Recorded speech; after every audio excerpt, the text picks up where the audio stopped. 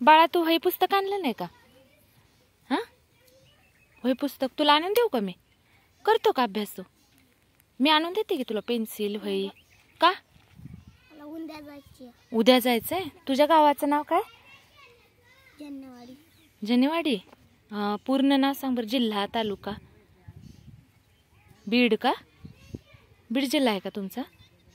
माहित नाही ना तुला? माहित आहे का? जन्नेवाडी. जन्नेवाडी. तुमच्या क्लासमध्ये किती मुलं आहेत एकूण?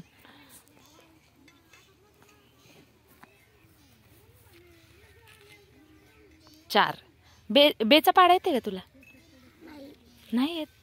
मी शिकवू? बे एक बे, बे दुने चार असं येते का तुला? नाही येत का?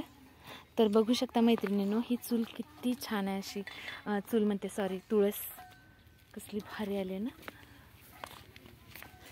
आणि ह्यांचे घर कसलं भारी, अजिबात थंडी वाजत नाही. चुलींचा तर आकार बघून एवढं मस्त वाटतं की बस. खरंच ऊसतोडी कामगारांची लाईफस्टाईल अशी खूप छान असते. मेहनतीचं काम आहे. हे माहिती नाही कुठून आहे, बीड जिल्ह्यातून आहेत आय थिंक.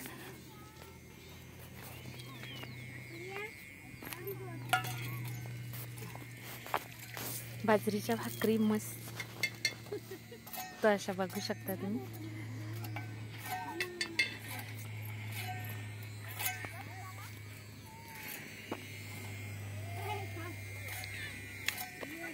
ताई थोडंसं बोलता, 2 मिनिट. तर आपण आलेलो आहोत इथे एका ताईंकडे. ताई तुम्ही किती वर्ष झालं काम करता इथे? म्हणजे 10-12 वर्ष झालं काम करत. 10-12 वर्ष झालं का? रोजचा पगार किती बसतो?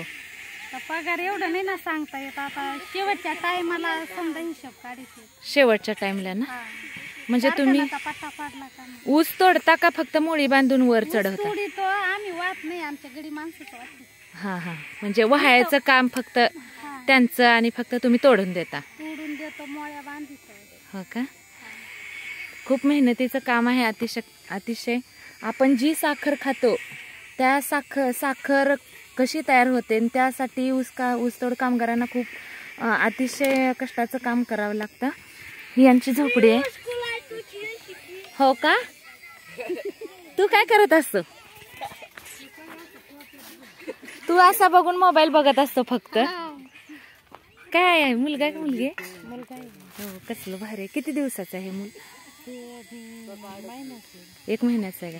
किती छान आहे. जावळ तर किती आहे त्याला. उन्हाला सकाळच्या कोवळ्या उन्हात बसवायचं, म्हणजे त्याच्यामध्ये जीवनसत्व असते कुठलं तर काविळीसाठी.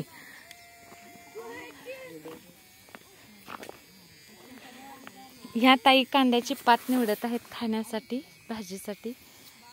किती छान पात निवडलेली आहे. अतिशय स्वच्छ, एकदम स्वच्छ.